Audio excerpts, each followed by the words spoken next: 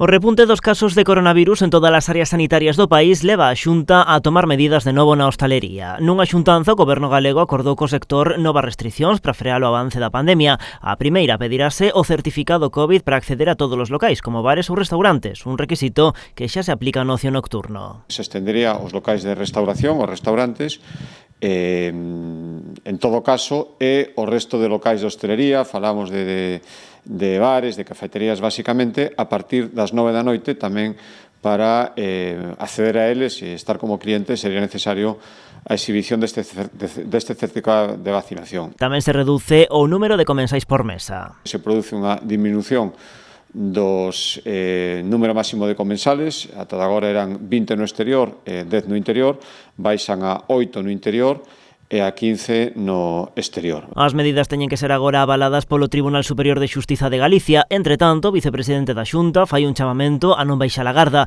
Pide que as medidas se cumpran unha vez entren en vigor. O que pedimos unha chamada de responsabilidade para que estas normas se cumplan tanto por parte dos profesionais da hostelería como por parte dos clientes. E se non, en todo caso, hai que volver a recordar que, ojalá que non fora preciso, pero sabemos que pode haber algún incumprimento, que existe un régimen sancionador e uns servicios de inspección que estarán funcionando para que todo isto se cumpre. O alivio ou endurecemento destas medidas, avanza Rueda, dependerá da evolución da COVID nas vindeiras semanas.